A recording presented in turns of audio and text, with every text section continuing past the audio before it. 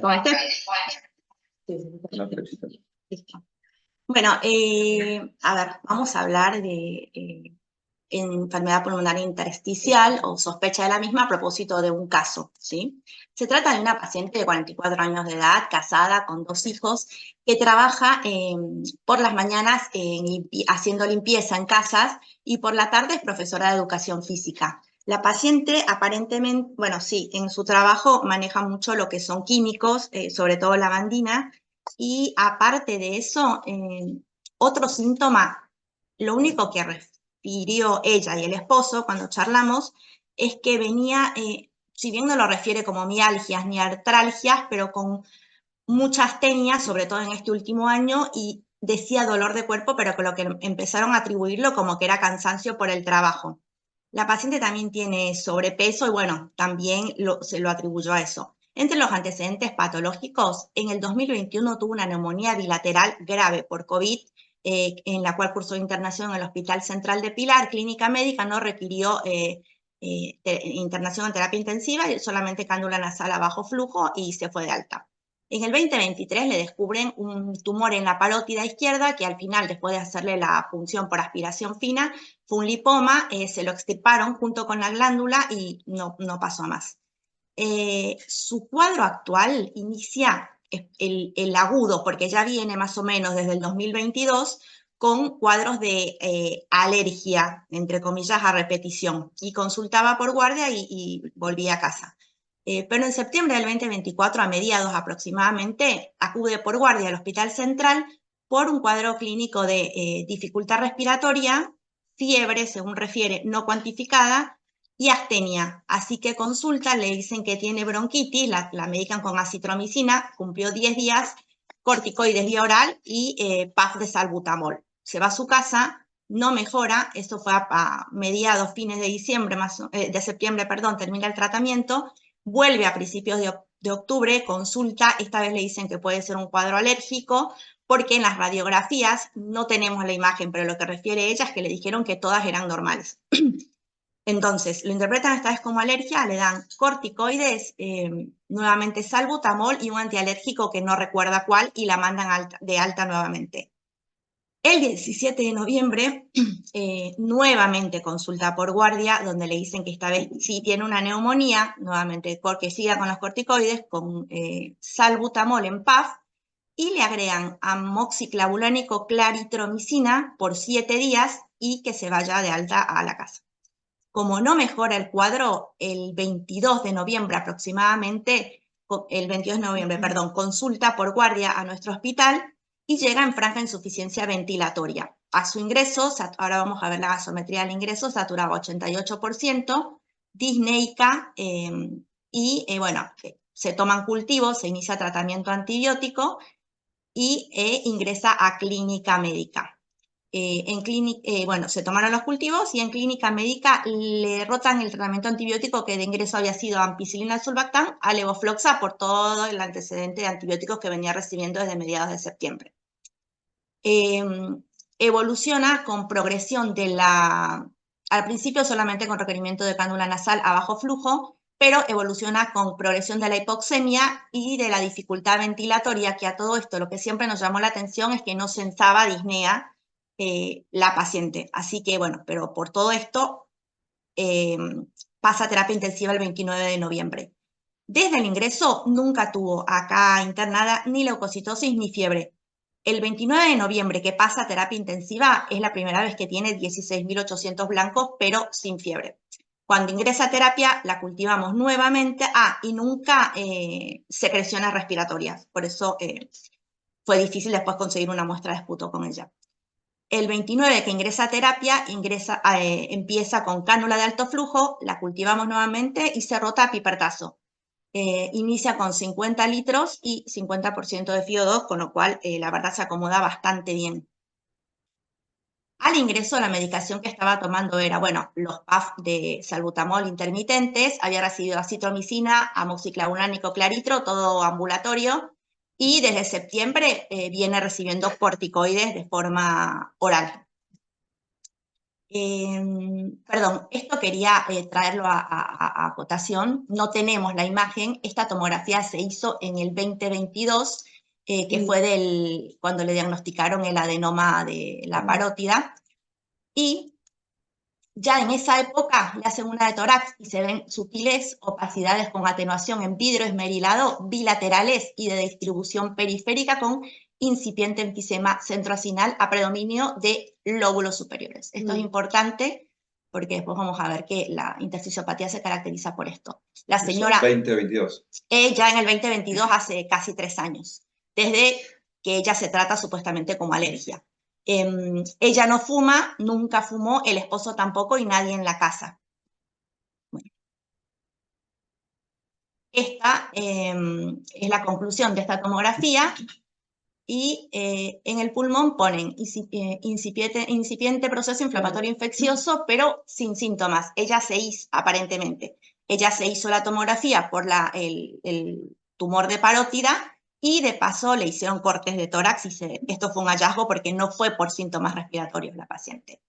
Esta es la radio, no se ve muy bien, pero bueno, es la radiografía de su ingreso acá a Derqui el 22 del 11, que la verdad no tenía igual, no infiltrados ni nada. Esta es la tomografía del ingreso acá por guardia del 22. ¿Esta cómo la pasó? ¿Es un video? Sí. Uh-huh.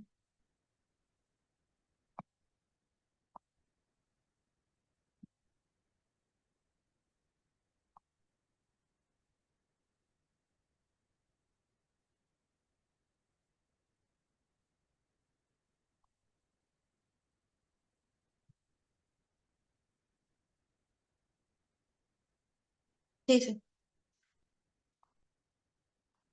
Tiene que arrancar ahí. Capaz ahí está muy bien. Claro.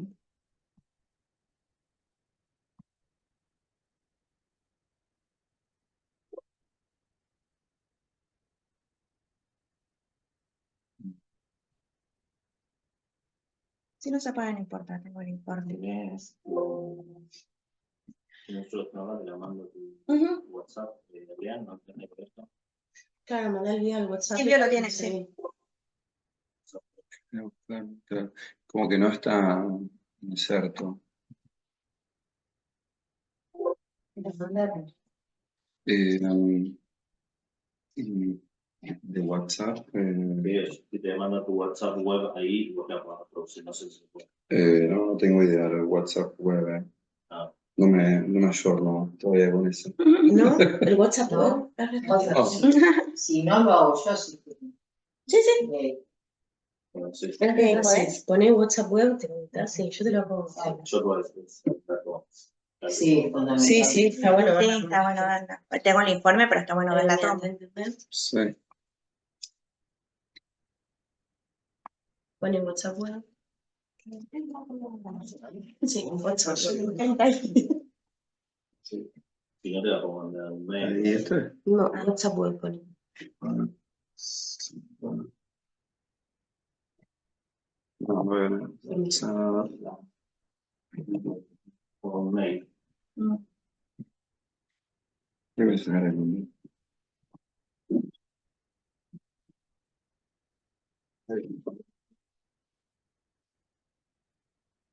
Y ahora te pones cosas y te pongo casi aparecen todos tus mensajes y podemos mandarlo. ¿Qué hora es? Sí. Te la mando a Leandro. Sí. Sí, sí. Sí,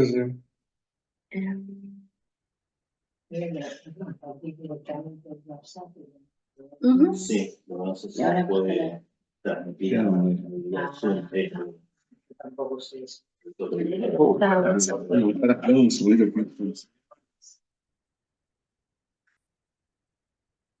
Ahí, ponle de vuelta. ¿No? Sí, sí, la verdad.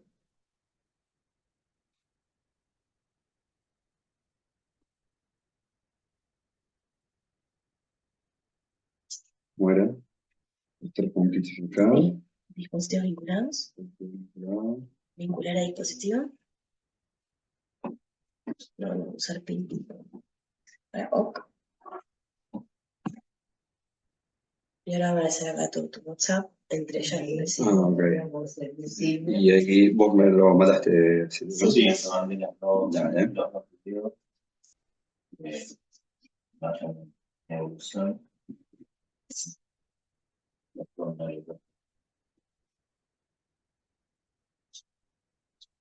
No, videos solo son las 2 tomas, nada más. Digo, Esta es la primera, la del ingreso.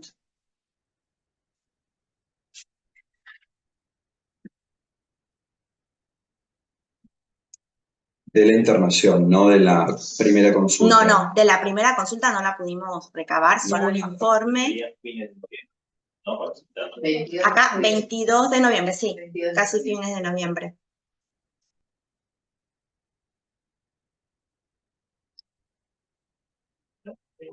Ujú. A ver, aquí, en las consultas que hizo ambulatorias en el Hospital Central no tiene tomografía. qué horror.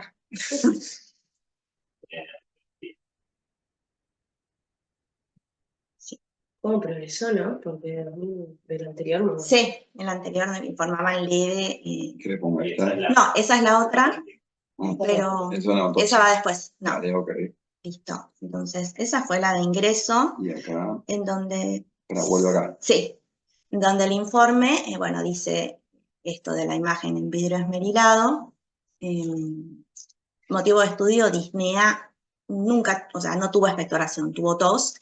Y bueno, lo que informa, el resumen, es lo mismo. Hallazgos del parénquima pulmonar compatibles en primera instancia a patrón fibrosante. No lo interpretan como neumonía por imágenes, pero bueno, en contexto de la clínica, o sea, la paciente venía ya mucho tiempo con el cuadro, bueno, y refirió que había tenido fiebre los días previos a su ingreso y las consultas previas, se tomaron cultivos, como vieron anteriormente, y se inició tratamiento con levofloxacina, pasó a clínica médica y el 29, con progresión de la hipoxemia, pasa a terapia intensiva, hace cánula de alto flujo y con eso la verdad es que se mantiene. No vamos a decir que mejora porque estuvo, después vamos a ver, dependiente siempre de la cánula de alto flujo. ¿Cuál era esta? Leti. Bueno, en el medio le hicimos un ecocardiograma, que es normal, no tenía hipertensión pulmonar, tenía buena función sistólica. En realidad tiene 2 ecocardios, pero bueno, este es igual al siguiente, todos son iguales. Este es el laboratorio de ingreso por guardia, no tenía leucocitosis, y estos gases son arteriales, aire ambiente, llegó saturando 88%. Así que ese es el de ingreso, sí. Bueno, en la montaña yo estaba a 85. Pero ya no está. De ahí siempre mantuvo función renal y hepática normales, lácticos normales. Este fue el día que ingresó a terapia, donde tampoco se ve una progresión radiológica, tampoco tuvo fiebre, lo único 16.800 blancos y progresión de la disnea. Sí, igual acá se ve muy bien la radiografía, ¿no? No sé si se ve ahí, ¿no? En la pantalla. Ah, es verdad, no tanto, pero acá se ve sí, bien. ven Sí, acá. es la misma que Sí, cuando sí, Es ingresó. todo una intersticio patente, Claro, ¿no? no cambió en realidad. ¿Sabes qué opinas? Es difícil verlo por la radiografía, hay que siempre... La tomo, sí. Bueno, esto es cuando ingresó con nosotros, a ver si había algo nuevo, y la verdad. Chica. Y estos son los gases cuando ingresa a terapia, también arteriales y con una cánula nasal. Ah, con cánula. Sí, con cánula. A lo que daba 5 litros, 83% es real la saturación. Sí, Sí. llama la atención 37 de PCO. Eso te iba a ¿no? decir, nunca hizo hipercapnia, porque también charlamos con Necio y con los médicos de terapia, intentar BNI, porque aparte la señora refería que respiraba mayormente por la boca, pero nunca estuvo hipercápnica en realidad, ¿Y nunca. su frecuencia respiratoria? La frecuencia respiratoria variaba mucho. Cuando estaba tranquila podía estar a 20. Cuando hacía los episodios que ahora les voy a comentar, de saturación, que llegaba a saturar 70%, con un movimiento se iba a 40, 45 de respiratoria, pero ella siempre refería, no percibía ni la disnea, ni... Ahí te quieren agotar. ¿Qué? Sí. Ah, Sí, Que en las conversaciones, en el interrogatorio con la paciente, 20 era su frecuencia respiratoria normal. O sea, creemos, esta paciente no manejaba más de eso. Sí, Ya no. Menos de eso, perdón. Sí. Claro, ya A mí venía. me llama la atención que ¿no también la misma? Sí, eso. A mí me llama la atención que estando hipóxica y supuestamente hiperventilando para mejorar el volumen minuto de oxígeno, tenga 37 de PSO2, ¿no? Tendría que tener 30, 28 de PSO2, ¿no? Creo que también tiene que ver con la reserva que tiene, lo que vos comentás, y la etapa de la enfermedad. Claro. De hecho, cuando vos lees las herramientas terapéuticas, claramente, bueno, después solamente van a charlar, el alto flujo hoy en día es el rol estándar, y después hay un grupo de pacientes que son los que desarrollan hipercapnia que van a ventilación no invasiva. Evidentemente la mayoría no está hipercámnico, pero bueno, me parece que cuando uno conoce pacientes fibróticos ya de la garganta, ya sí están hipercámnicos, y es otra situación mucho más difícil, más aún cuando terminan en depresión mecánica invasiva. Sí, el manejo.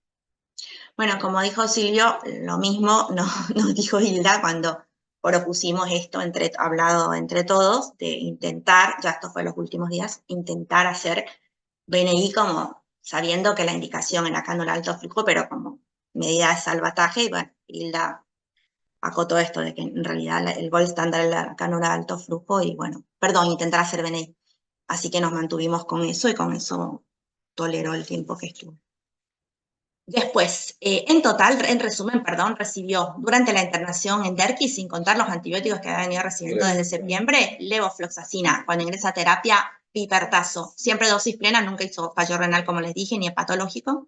Meropenem, que fue el último esquema que recibió el 7 del 12, y ahora actualmente está con TMS profilaxis, después vamos a ver por qué. Y el meropenem se lo pusimos el sábado 7 porque de igual manera progresó la hipoxemia, pero no hizo ni fiebre ni leucocitosis. Así que en contexto de esta progresión decidimos cultivarla nuevamente y rotar el esquema antibiótico y hacer una tomografía de tórax simple con angiotomo para descartar TEP, que bueno, tiene un pulmón patológico, pero dijimos, ha recibido un montón de antibióticos, por ahí podría ser un tromboembolismo de pulmón, aunque siempre estuvo con profilaxis desde el ingreso. Ahí le hacen una nueva tomografía. Sí, ahora la muestro. Estos son para que vean los juegos de cultivos del ICRESO, todo negativo.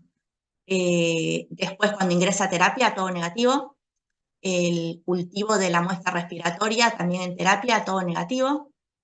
Esto fue el último, el 7, que les acabo de hablar, que le empezamos meropenem y le hicimos la tomografía, todo negativo. Y esta es la tomografía del 7, que es la que... Sí, intento a ver si funciona de acá.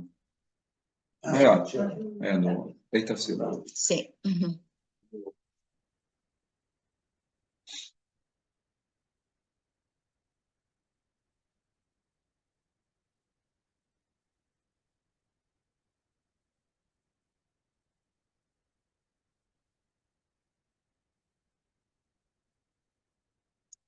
Es más, a mí me parece que tiene menos infiltrado. Sí, parece que son. El TMS tenía. No, el TMS empezó ayer. Aquí venía. Ese día empezó meropenem porque vimos la tomografía y de imágenes nos dijeron que parecía una neumonía. Pero se consolidó. Sí. ¿Esto? Sí. Acá, como les digo, cultivada por hipoxemia progresiva, no por fiebre, ni por leucocitosis, ni por respuesta inflamatoria. Láctico siempre normal. Aquí este día empezó mero, venía ya tratada con pipertazo, previo levofloxa y previo a todos los antibióticos que recibió. Como decía, acá sigue con BNI. Con cánula de alto flujo, sí. Desde que ingresó a terapia nunca pudimos sacársela. Y de hecho la progresión fue aumento de flujo, aumento de frío. Sí. Hasta que terminamos Sí. con el máximo flujo que da el atajo. Y al 100%.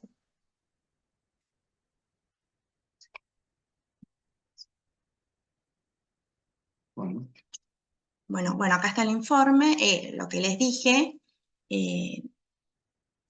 Arriba las opacidades de vidrio esmerilado, refieren broncograma aéreo, proceso inflamatorio infeccioso, engrosamiento de los septos, que todo esto ya lo habíamos visto en las previas, y bueno, abajo lo que nos ponen es el diagnóstico de que no tiene tromboembolismo de pulmón. Y bueno, viendo esa tomografía ya sabíamos que tenía el motivo. Entonces, en este momento nos planteamos si seguíamos ante una neumonía, en este caso ya intrahospitalaria, versus una enfermedad pulmonar intersticial. Hicimos en estos días, lo que se hizo fue, bueno, interconsultar con el doctor Chung. Salió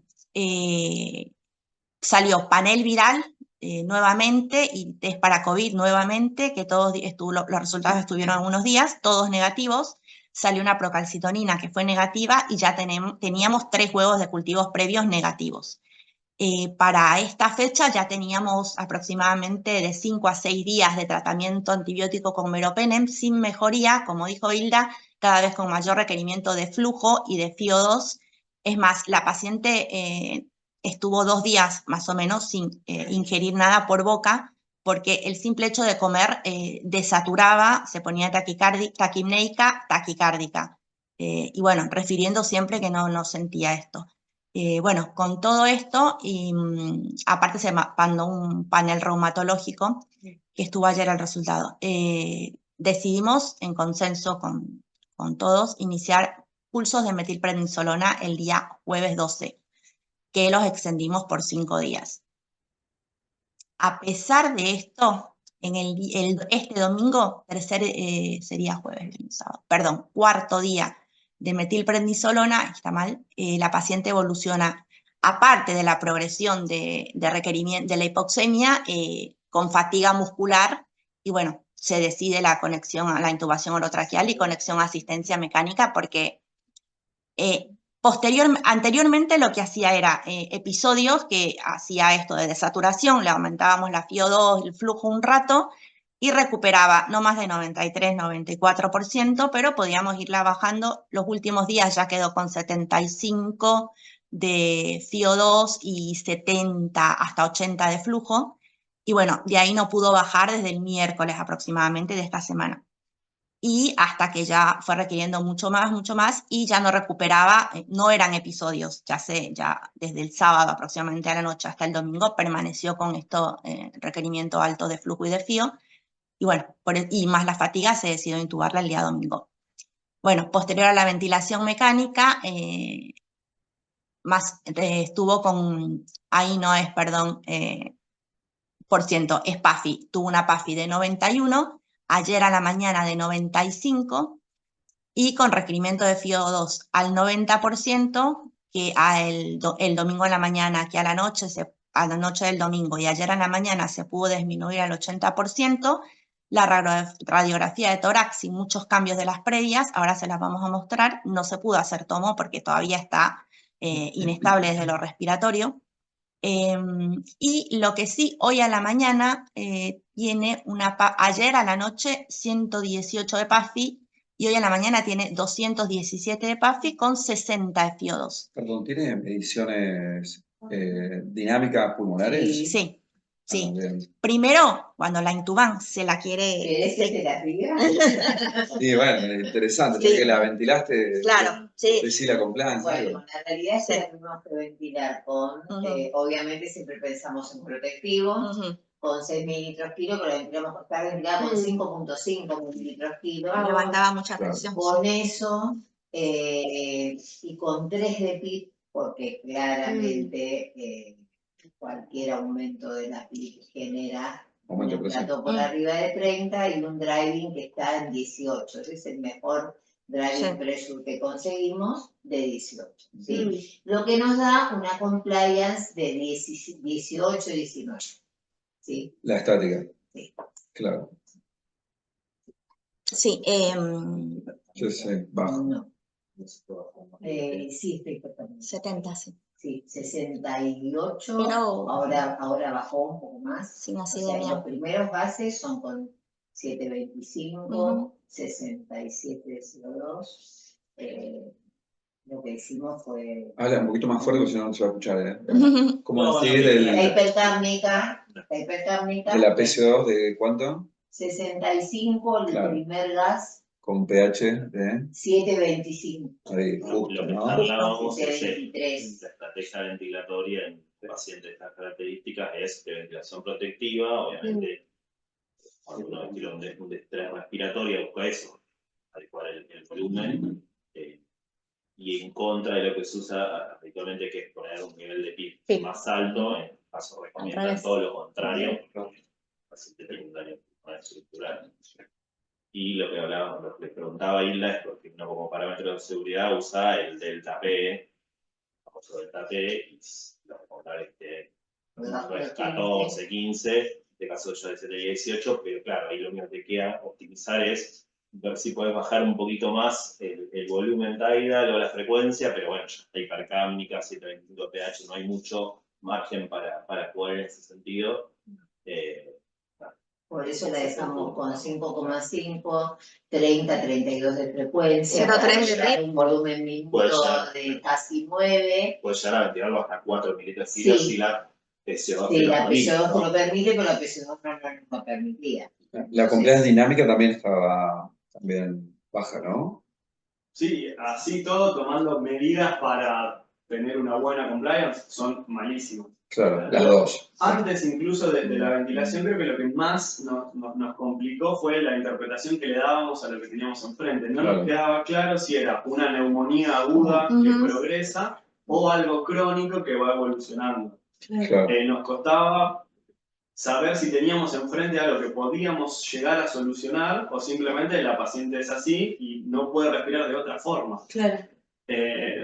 Nos costó mucho eso. Al final, capaz a medida que iba surgiendo la información, nos fuimos decantando por algo crónico, fibroso, y está bien, un paciente así tiene una mala compliance, no respira de otra manera que no sea rápida y superficial, y con esa idea fuimos avanzando. De hecho, hoy está ventilada igual que como ella ventilaba de manera espontánea, rápida y superficial, nada más que con el aparato. Pero se nos complicó mucho eso. Por eso nos decantamos más por CAFO y no por BNI. Nos daba miedo que la presión positiva en un pulmón de este contexto sea contraproducente. Y ahora ventilada lo podés medir y lo podés objetivar, pero en algún momento era mucha duda, la verdad. ¿Está adaptada bien con la anestesia o tiene también relajantes? Sí. Pasa por relajada. Relajada. Cero analgesia relajada. Sí. Claro, si no es imposible. No. Así entiendo, sería una paciente que se interpretó como una instancia, una crónica, que después igual en la internación se redujo, porque empeoró la leucocitosis y respondió parcialmente al antibiótico en un momento. No, cuando ingresó a terapia hizo 16.000 blancos y después bajaron. Nunca tuvo leucocitosis, nunca tuvo fiebre. Igual imaginológicamente, no sé, por ahí se mezclaron las tomas. Cuando uno las ve, hay una clara progresión en la somatología. La tomografía está mucho peor que la primera. Yo no sé, por ahí nos confundimos y pasamos una hora, pero el cambio es progresión con la aparición de hay una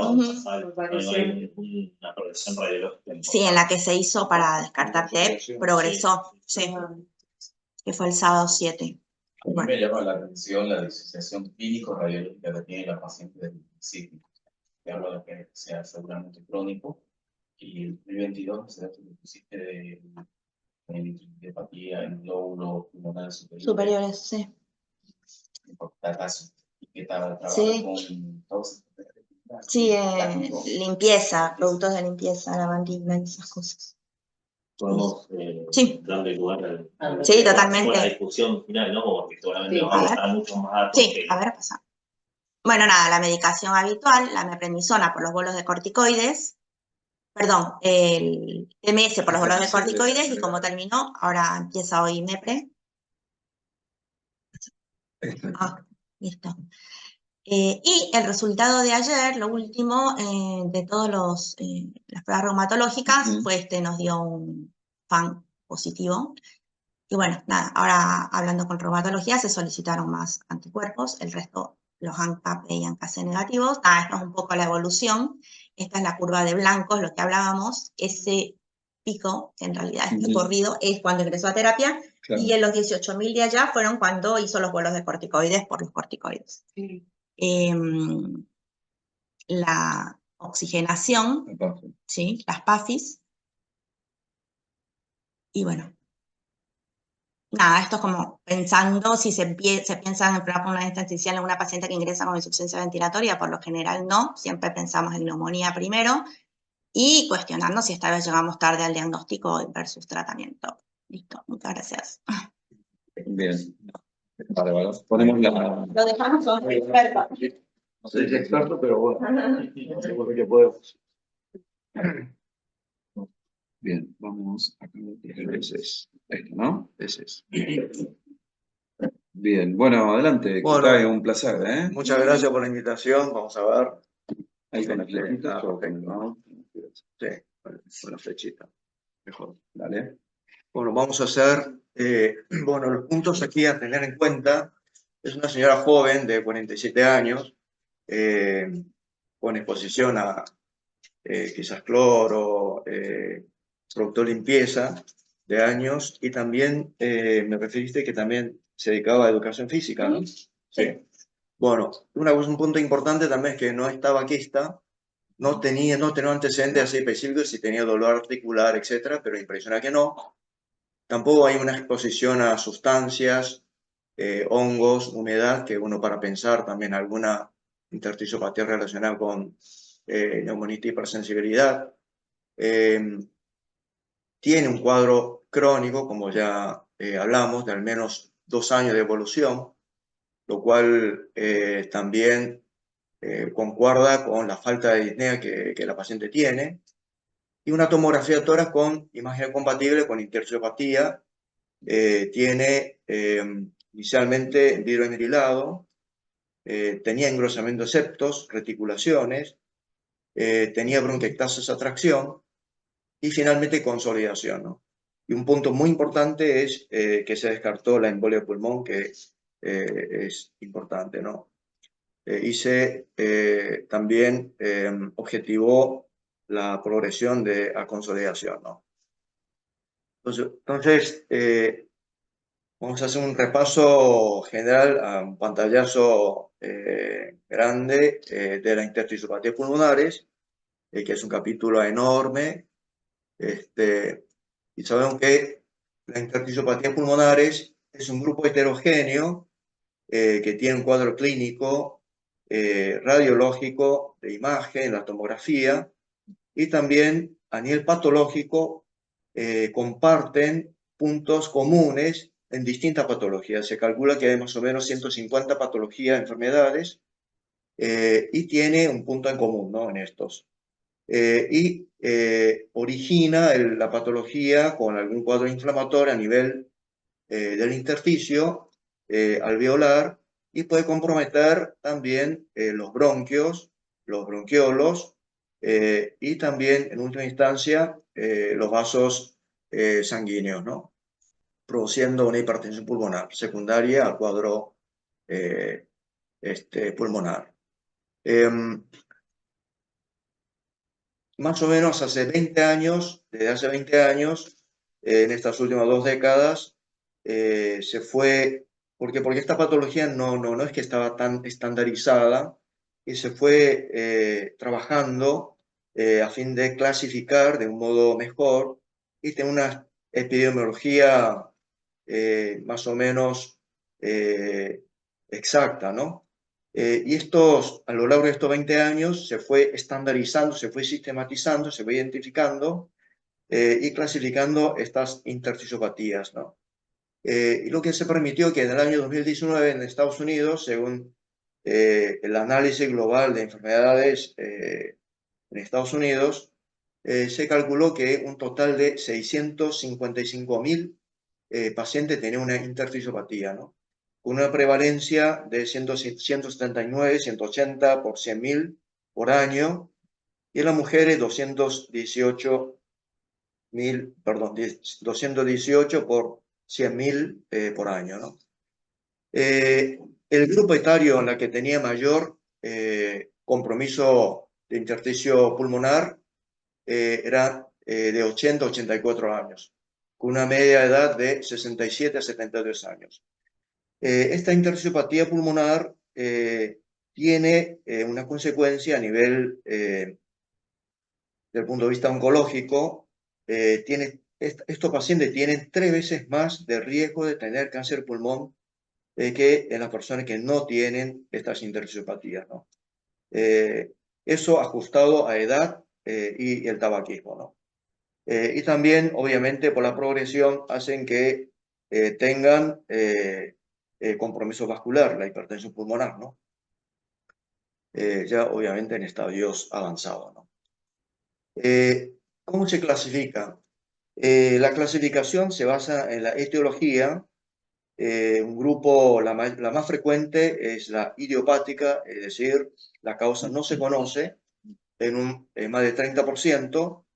Después hay otro grupo que está relacionado con la patología reumatológica, que son la conectivopatía en un 25%, y la neumonitis por hipersensibilidad relacionada con la inhalación de partículas, que vamos a ver, en un 15%. Después, en menor porcentaje, están relacionados con fármacos y la posinfecciosa. Dentro de los fármacos están la amidarona, la nitrofurantoína, que muchas veces los urólogos lo usan, lo indican con bastante frecuencia, sobre todo en los pacientes que tienen una pérdida urinaria a repetición, infección a repetición, entonces utilizan estas medicaciones. Y también otro grupo fármacos a tener en cuenta son las biológicas que se utilizan en cáncer de pulmón, ¿no? Suele tener terrenos pleurales, infiltrados pulmonares en virus esmerilado y están relacionados con esas imágenes, perdón, con estos fármacos nuevos que cada día van apareciendo con más frecuencia, ¿no? Perdón, en la Sí. anterior, una cosa que agregar, que la incidencia, la realidad que es enorme. Si uno piensa en patologías que ingresan a terapia intensiva, como lo es la hemorragia subaracnoidea, son 10 cada 100.000. O sea, la realidad que es un montón, ¿no? Estas enfermedades intersticiales, ¿no? Sí, sí, bastante y sí, bastante. No, Sí. es como Habría que ver si hay para hacer datos una internacionales, relación. digamos. No sé si hay datos nuestros propios en el país. Esto es todo dato de Estados Unidos. Estos son datos de Estados Claro, Unidos. no sé si en el país Sí. está el tipo Se está haciendo un relevamiento a nivel de Argentina, así que Próximamente. eso vamos a ver. Vamos a ver. Sí. Bueno, un poquito de la clasificación de intersticiopatía idiopáticas. La más frecuente es la neumonía intersticial usual, ¿no? Se calcula en Estados Unidos 198.000, y tiene una incidencia de 3 a 9 pacientes por cada 100.000 habitantes por año, y es más frecuente en hombres, en una relación de 3 a 1 en mujeres, y tiene un rango etario de 60 a 70 años, ¿no? Tiene una mortalidad elevadísima, una sobrevida de 3.5 años desde el diagnóstico, y progresa inexorablemente hasta llegar a una insuficiencia respiratoria que lo lleva a la muerte, ¿no? En estos pacientes, lo que se hace es, en cuanto se tiene el diagnóstico de una neumonía intersticial usual, lo que tiene el NIU, directamente en el momento del diagnóstico lo derivamos a un centro de trasplante pulmonar para que evalúen y quede en lista de trasplante, ¿no? Tiene una mortalidad altísima, mucho más alta que el cáncer de pulmón. Fíjense que una sobrevida 3.5 a 4 años, ¿no? O sea, al cabo de 5 años no queda nadie vivo esta patología, ¿no? Desde el punto de vista imagenológico, que lo vamos a ver después, se caracteriza por tener áreas de quistes, reticulaciones y muy poco vidrio esmerilado, que es un sello un indicio de que estos pacientes que tienen virus esmerilado no relacionados a fibrosis pulmonar tendrían una respuesta positiva al tratamiento inmunosupresor, ¿no? Pero estos pacientes no responden al tratamiento inmunosupresor. Hay un estudio que se llama PANTOS, que se realizó en el 2018 en el New England, y se hizo un estudio dándole la medicación acetoprina, acetilcisteína y prednisona, y tuvieron que suspender el tratamiento, el estudio en comparación, ¿no? Esos 3 medicaciones más un grupo placebo, y se tuvo que suspender en la mitad del estudio. ¿Por qué? Porque había muchísima más mortalidad en los pacientes que estaban con esas 3 drogas con respecto a la rama placebo, un 50%.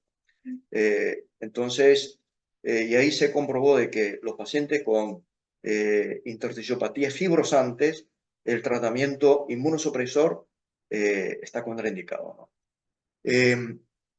Es la neumonía intersticial usual, ¿no? La neumonía intersticial no específica se pueden clasificar en celular y la fibrótica, ¿no? Esto se caracteriza por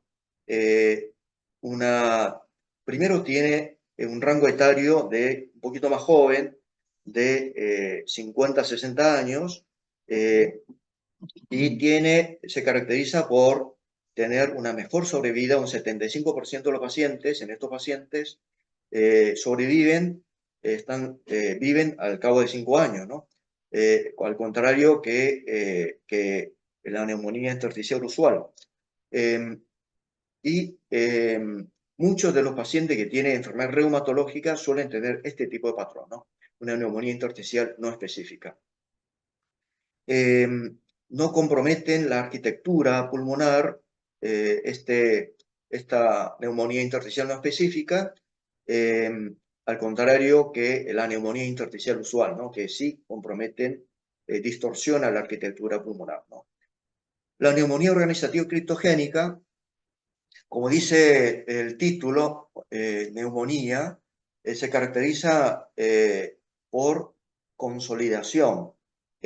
Consolidación bilateral, parcheada, periférica, suele ser migrantes y puede darse al igual en hombres y en mujeres. Obviamente, como es de origen idiopática, no hay cultivos positivos. Podría ser, en el caso nuestro, de la paciente, una neumonía organizativa, y suele ser de una evolución subaguda, ¿no? Pueden cursar con fiebre, generalmente empieza con antibióticos, la paciente no mejora y terminan haciendo una biopsia pulmonar o una biopsia transbronquial. La biopsia transbronquial da un rédito de un 40 a 50% de rédito. Tuve un paciente en el hospital que en la biopsia transbronquial se veía un indicio característico de un corpúsculo de Mason en algún bronquio de pequeño calibre. Entonces, se pudo, pues llevamos a la discusión del Ateneo Multidisciplinario y, bueno, terminaba haciéndole corticoide y el paciente mejoró. Tiene una evolución favorable y esta neumonía organizativa terminan resolviéndose, ¿no? La neumonía intersticial aguda, como dice, aguda, es de una evolución rapidísima, en cuestión de días a semanas, a pocas semanas, y se parece a la síndrome de distrés respiratorio del adulto, solo que aquí no hay un evento catastrófico que precede a la neumonía intersticial aguda, ¿no? Y tiene una mortalidad altísima.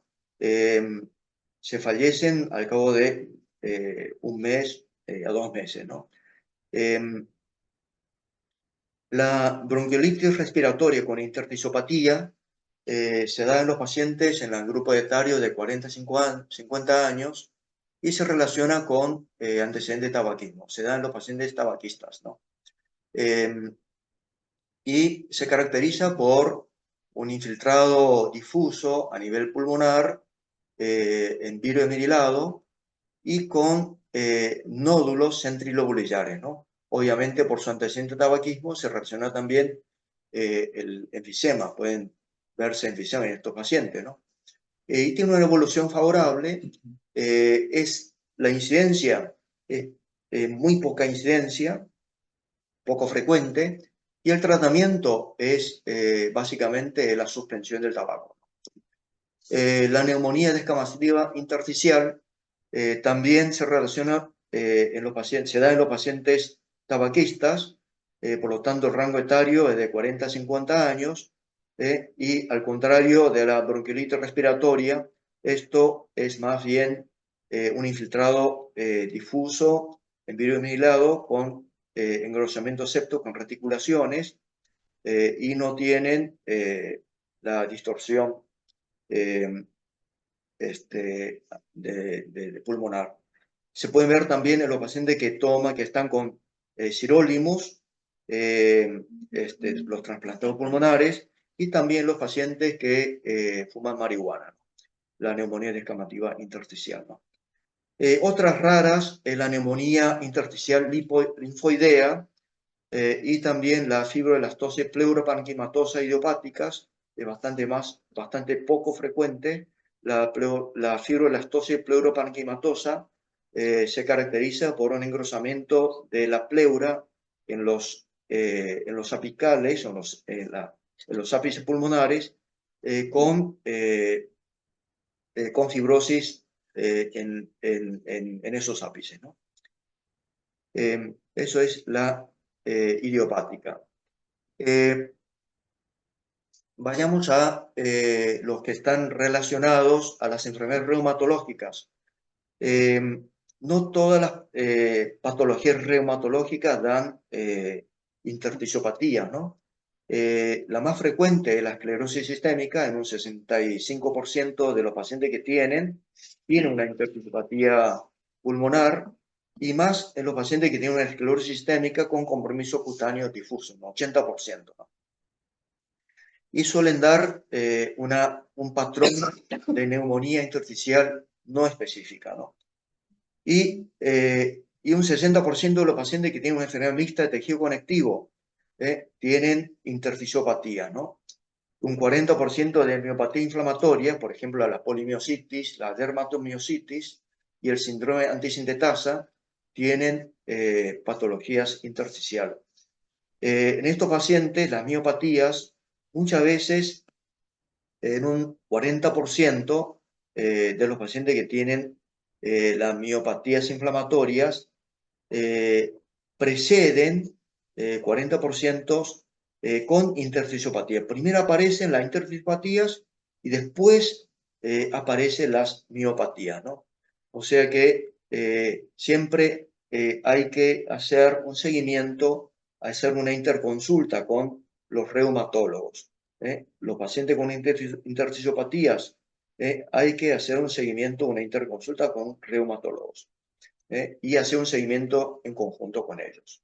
Un 20% de los pacientes con síndrome de Sjögren tienen intersticiopatías y se relacionan con neumonía intersticial linfoidea, ¿no? Y los pacientes con artritis reumatoidea, un 3% se calcula, tienen un patrón de intersticiopatía relacionado con neumonía intersticial usual, ¿no? Y un poquito pacientes, el LES, el lupus, 1.5%. Realmente no hemos visto pacientes con intersticiopatía en pacientes con lupus. Lo que sí vemos es derrame pleural en estos pacientes y también el shrinking lung, es decir, el pulmón encogido, ¿no? En estos pacientes. Bueno. Exposición a sustancias inhalatorias, como dijimos que un 15%. Esto hay un abanico impresionante de sustancias inhalatorias relacionadas a proteínas orgánicas, vegetales. Proteínas orgánicas son, por ejemplo, en los pacientes criaderos de aves, ¿no? Se suelen ver, o los que tienen, ¿cómo se llama estos? Los palomos mensajeros, ¿no? Tenía un paciente hace 4 años, un señor tabaquista impresionante, y también su hobby era palomos mensajeros. Entonces era el presidente de la Asociación de Palomos Mensajeros, y este tenía una intersticiopatía por la neumonitis hipersensibilidad, por la inhalación de proteínas de las palomas. Esas proteínas vienen de las deyecciones de las palomas, se secan esas deyecciones y quedan flotando en el aire y, y la persona inhala, obviamente debe tener alguna predisposición por el cual hacen estas reacciones inflamatorias en el pulmonar y hacen estas intersticiopatías de la neumonitis por hipersensibilidad. También los pacientes, los carpinteros susceptibles también suelen llegar a tener, pueden llegar a tener esta neumonitis hipersensibilidad, y los pacientes las personas que tienen pinturas, ¿no? Pinturas de auto, ¿no? Se exponen a los isocianatos y producen estas inflamaciones. La neumonitis de hipersensibilidad pueden ser fibróticas y no fibróticas. Antes se clasificaban en agudas, subagudas y crónicas, ¿no? Crónicas son las fibróticas, ¿no? Actualmente se clasifican en fibróticas y no fibróticas, ¿no? Y también los fármacos, ¿no? Que ya hablamos hace un rato, y las radiaciones, ¿no? Radiaciones, sobre todo en los pacientes con cáncer de mama, que además de la quimioterapia, hacen radiaciones, ¿no? Radioterapia, ¿no? Entonces se suelen ver esos infiltrados que siguen las lesiones, el trayecto de las radiaciones es bastante característico, ¿no? Bueno, volvemos a la clínica. ¿Cuáles son los signos así predominantes? La tos, la disnea. La tos suele ser seca, no hay un predominio horario, y un 30% de los pacientes suelen ser bastante incómodos y incide en la calidad de vida, ¿no? Y la disnea suele ser progresiva, años, meses o semanas, de acuerdo al tipo de patología, ¿no? Y la disnea suele ser bastante progresiva, inicialmente a grandes esfuerzos, y después a pequeños esfuerzos, y después en reposo, y obviamente la mayoría terminan con requerimiento de oxígeno, ¿no? La pérdida de peso se da en estadios avanzados, cuando hay una pérdida de peso mayor al 5%, no relacionado, o sea, no queriéndolo, se relaciona una mortalidad de un 2.5 de odds ratio de la mortalidad, ¿no? Hay que hacer un interrogatorio exhaustivo a las exposiciones a sustancias, porque muchas veces los pacientes no se dan cuenta y hay que interrogar, ¿no? Che, en tu habitación, ¿cómo es la habitación donde dormís, no? ¿Hay humedad? ¿Cómo es? ¿Es de material? ¿Hay hongos? ¿Hay manchas? También los pacientes, hay gente que viven en chapas como se fibrocemento, ¿no? Los fibrocementos actualmente está prohibido. Anteriormente los fibrocemento se hacían con asbesto. Entonces hay que investigar, hay que interrogar. ¿Por qué? Porque los asbestos se enquistan y es imposible. Eso llevan a placas pleurales, después la fibrosis pulmonar, y bueno, tienen una muy mala evolución, muy mala calidad de vida, y se relacionan con cáncer de pleura muchas veces, y terminan con quimioterapia, cirugías, una neumonectomía, no tiene una evolución mala, ¿no? Así que hay que hacer una interrogación exhaustiva, laboral, el hábitat donde vive la gente, laboral, si hacen soldaduras, trabajan en un aserradero. Aserradero, efectivamente, o tienen silos, ¿no? Entran y salen en silos, ¿no? Así que es importante, ¿no? El examen físico, a la auscultación podemos llegar a tener rales en velcro. En los pacientes con neumonitis de neumonía idiopática, en un 93% de los pacientes tienen rales en velcro. Cuando ustedes escuchen rales en velcro, es decir, son crepitantes secos, ¿no? Se localizan en bases pulmonares. Cuando ustedes escuchen un paciente con rales en velcro, tiene que asociar inmediatamente con intersticiopatía, ¿no? Puede llegar a tener una fibrosis pulmonar estos pacientes, ¿no? Aunque tengan o no a nivel tomográfico, cuando tengan rales en velcro, esto en el tarde o temprano, probablemente veamos en la tomografía alguna intersticiopatía, ¿no? Cuando hacemos un seguimiento, ¿no? Y los chillidos inspiratorios, ¿no?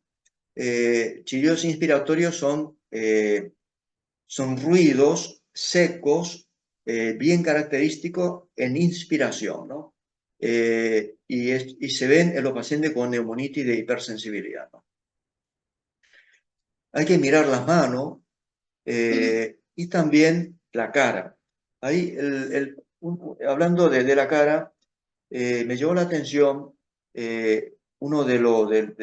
hoy me encontré buscando, le pregunté ahí al guardia que estaba detrás del mostrador, preguntando a Carla para ubicarla, y me llamó la atención la cara. Tiene la piel fina, lisa, la nariz puntiaguda y la boca chiquita, ¿no?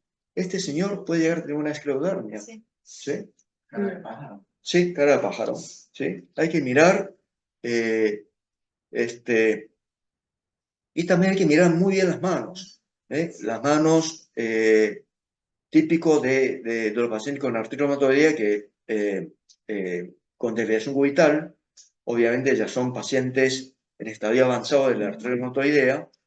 La mano del mecánico, característico de síndrome de sintetasa, antisintetasa, en los pulgares tiene engrosamiento de la piel y agrietados, ¿sí? Se le llama la mano del mecánico, ¿no? Y las pápulas de Gottron son engrosamiento también de las manos, sobre todo en las articulaciones de los extensores, de las manos, en las rodillas, también los tobillos, con engrosamiento y en el centro del engrosamiento como una especie de úlcera, ¿no? Y los dedos en palillo tambor, ya habla de una patología pulmonar crónica, ¿no? Y en estadios tardíos, obviamente hay que mirar los signos de hipertensión pulmonar, derrames pleurales, edema de miembros inferiores, soplo a nivel foco pulmonar. Y el laboratorio, pedimos esto, perfil reumatológico, el FAN tiene esos títulos elevados, uno en 80 es un título bajo, y el C3, C4, el factor reumatológico, anticitrulina, el ANCA, y un panel de miocitis, aldolasa, CPK, anti-CL70, anti-FO1, anti-MDA5. El anti-MDA5 no lo hacen en todos los laboratorios y tiene que ser bastante, y es más específico de polimiositis, ¿no? Y las precipitinas se dan en los pacientes con sospecha de neumonitis de hipersensibilidad, tiene una sensibilidad baja, 57 a 64%, y no lo hacen en el hospital, no lo hacemos. Lo hacía el doctor Marino, que es inmunólogo, lo hace en su consultorio particular, lo hacía antes, no sé si actualmente lo hace, ¿no? Precipitana para aves, para hongos, aspergilosis, ¿no? Entonces, para determinar la neumonía de hipersensibilidad, ¿no? Imágenes, lo que es de mayor valor, obviamente, es la tomografía de tórax. La tomografía de tórax nos ayudó muchísimo. Es un factor que llevó a que antes se hacían muchas biopsias pulmonares en estos pacientes y posibilitó de que se evitaran hacer a muchos pacientes las biopsias pulmonares. Tiene una sensibilidad del 91% y una especificidad del 71%. Y tiene que ser con cortes finos. Actualmente esos multislides posibilitan, se hacen las tomografías de alta resolución de multislide de varios cabezales y se pudo clasificar en patrones más comunes, ¿no? Que de alguna manera ya hemos visto, el patrón relacionado de neumonía intersticial usual, patrón de neumonía intersticial no específica y el patrón de neumonía organizativa criptogénica y el daño alveolar difuso y el patrón de neumonitis de hipersensibilidad, ¿no? Este es el patrón de neumonía intersticial usual. Ven, acá tienen los pacientes, a ver, acá.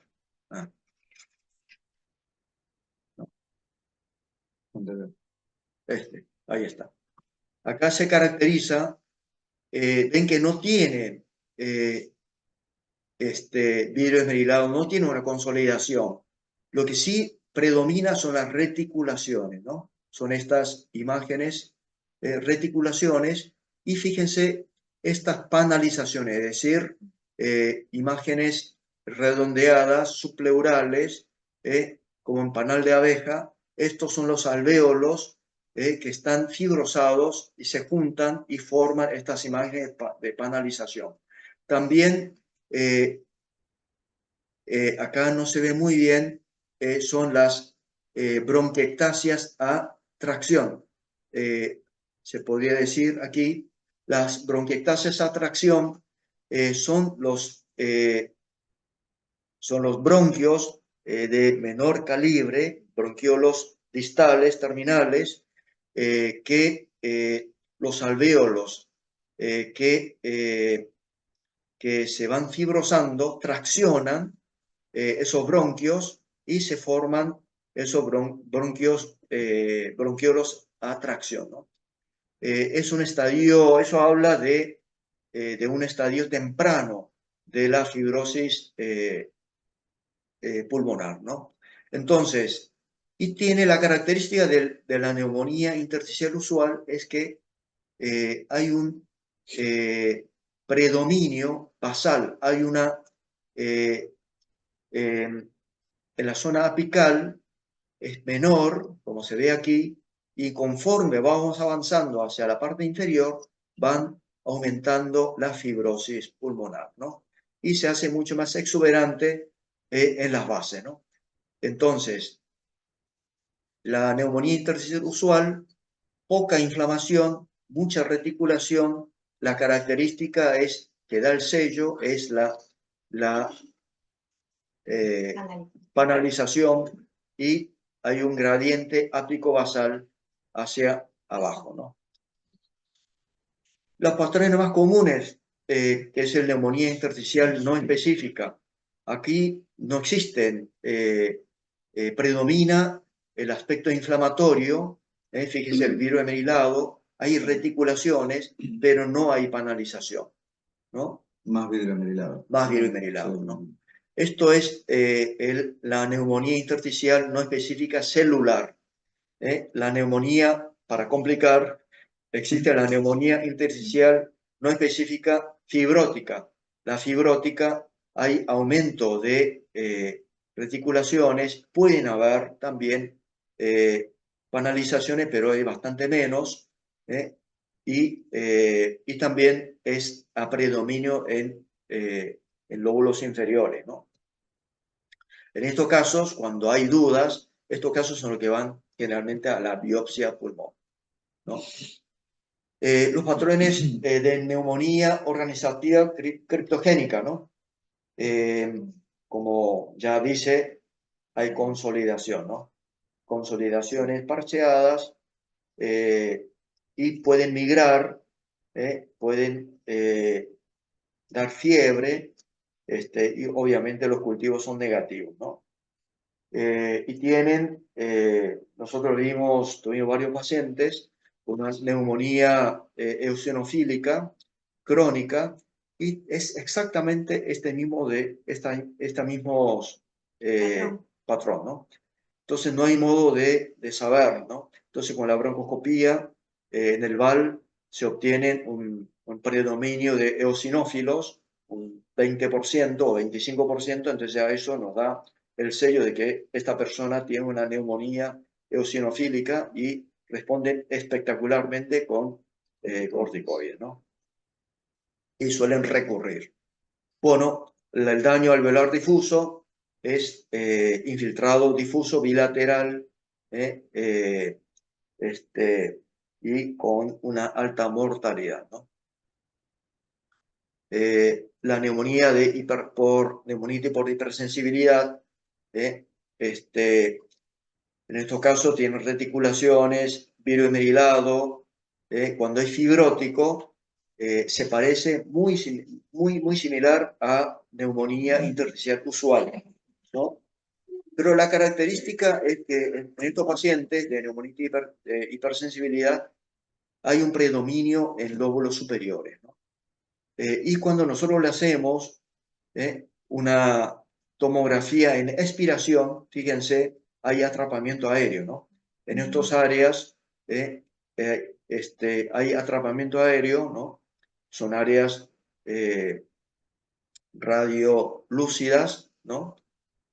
Son áreas de atrapamiento que no se ve en las neumonías intersticial usual, ¿no? Bueno, biopsia pulmón. Solamente en 10% de la intersticiopatía se hace en la biopsia pulmonar. Tiene un rédito de 73%. Fíjense, hay un 25% en la que se queda en la nebulosa y se asocia a una mortalidad de 1 a 2%. Una alternativa de la biopsia pulmonar, el BATS, es la criobiopsia. Un rédito de 60% y tiene una complicación de un 30% de hemorragia y neumotórax de un 8%, ¿no? La criobiopsia es un procedimiento endoscópico. Se hace con intubación rígida, ¿sí? Ven acá,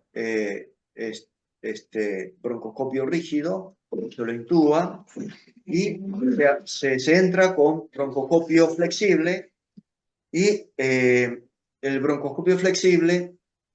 ¿A tomar leche o quieren un yogur? ¿Leche?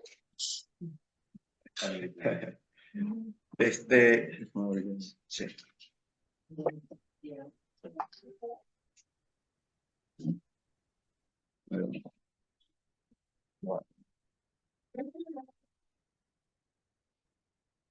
Y dentro en el broncoscopio flexible, el canal de trabajo del broncoscopio flexible, se introduce una sonda por el cual el extremo distal de la sonda termina en un metal, ¿sí? Y la sonda se conecta a un gas, puede ser helio o el anhídrido carbónico. Ese gas es un gas licuado que cuando se libera el gas, entonces ese gas se pasa a través de la sonda y el gas cuando se pasa del estado líquido al gas, ¿sí? Produce una baja temperatura y esa baja temperatura enfría el extremo de metal de la sonda, llegando a una temperatura de menos 89 grados. Entonces, y el contacto, ese metal de la sonda, o sea, el metal de la sonda en contacto con el tejido pulmonar, eso produce congela el tejido y se tracciona. Entonces, y se obtienen este tipo de fragmentos de tejido, más o menos mide 1 centímetro, 0,5 a 1 centímetro, y se hacen varios lóbulos, perdón, se hace en un solo lóbulo, y por eso se tiene esta complicación de 30% de hemorragia y neumotórax en un 8%. Y se obtiene un muy buen material y se evita una cirugía grande como es la biopsia de pulmón, ¿no? Estos son la anatomía patológica. Yo lo voy a saltear, así no lo aburro. Se tiene que hacer un funcional respiratorio con la pletismografía y se da un patrón no obstructivo, es decir, generalmente patrón restrictivo. Se mide los volúmenes pulmonares, tiene una TLC disminuido y también con una DLCO disminuido, ¿no? En estos pacientes, ¿no? En el test de caminata también se tiene que hacer porque es un elemento útil para ver qué pacientes tienen que ingresar, tienen que estar en lista de trasplante de pulmón, ¿no? Bueno, teniendo estos elementos, se hace una discusión multidisciplinaria, ¿no? La discusión multidisciplinaria es fundamental. La biopsia de pulmón no hace el diagnóstico, sino el diagnóstico se hace por la discusión, en la discusión multidisciplinaria, ¿no? ¿Por qué? Porque en la biopsia de pulmón esas características también comparten, acá le muestro, fíjense, el patrón de neumonía usual intersticial tienen la idiopática, los arterioreumatoidea, la asbestosis, esclerodermia, sarcoidosis, neumonía y hipersensibilidad fibrótica. ¿Sí? Fíjense, un montón de patologías caen en estos patrones, ¿sí? Comparten. Por lo tanto, la anatomía patológica no hace el diagnóstico. El diagnóstico se hace en la discusión multidisciplinaria por los imagenólogos, neumonólogos, cirugía torácica, reumatólogos y los patólogos, ¿no? El tratamiento. Están los antifibróticos, la pirfenidona, el nintedanib, los inmunosupresores, la ciclofosfamida, micofenolato, acetoprina, metotrexate, y los fármacos biológicos, la tocilizumab, rituximab, y hay más fármacos biológicos que utilizan los reumatólogos, por eso el seguimiento se hace muchas veces con los reumatólogos, ¿no? Acá está el tratamiento farmacológico con su indicación y la eficacia y los efectos adversos. El nintedanib, que es un antifibrótico, es un antirreceptor múltiple de tirosina quinasa. Perdón. Y se asocia a un 60% de los pacientes a diarrea, ¿no? Entonces eso lleva a...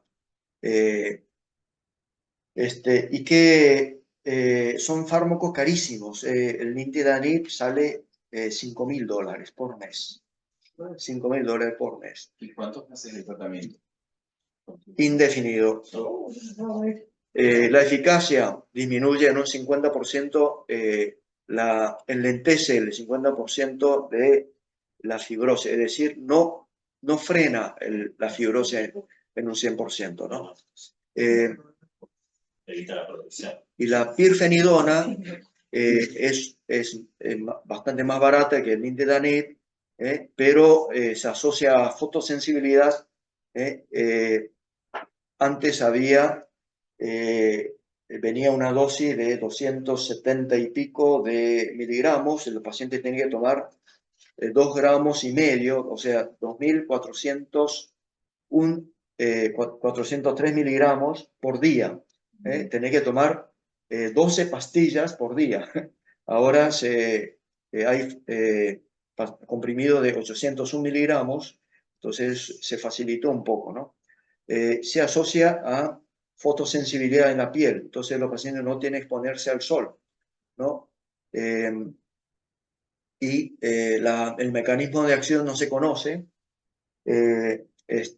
entonces hay patologías reumatológicas que tienen que tener un tratamiento antiinflamatorio cuando tienen fibrosis pulmonar asociado, se dan también estas medicaciones, ¿no? Antifibróticas, nintedanib o la pirfenidona, ¿no? Preferentemente el nintedanib. Bueno, este es el algoritmo de diagnóstico de las intersticiopatías, ¿sí? Historia clínica, examen físico, hay que hacer una pletismografía, una tomografía, se confirma la intersticiopatía, se hace un ateneo multidisciplinario y se decide ahí si se hace biopsia pulmonar o no. Si se llega a un diagnóstico presuntivo, se hace el tratamiento con antifibrótico más fármacos inmunosupresores o solamente antifibrótico. Si es una neumonía intersticial usual, se deriva precozmente al trasplante de pulmón. Y cuando el diagnóstico es inconcluyente, se hace una broncoscopía, un lavado bronquialveolar, una criobiopsia o una BATS, y de vuelta una discusión multidisciplinaria, y cuando se tiene el diagnóstico se hace el tratamiento, cuando no se llega al diagnóstico se evalúa en el tiempo, ¿no? Con las tomografías, ¿no? Perdón, si se corta, volvemos en el Zoom, nos volvemos a conectar, porque se cortaba a las 11. Ah, bueno, ¿qué hora es? No, falta un minuto para eso, más claro. Si querés, hacemos ya ahora, reiniciamos el Zoom, ¿no? ¿Querés? Sí. Sí. Bueno. Perdón, Igual ya terminamos, pero...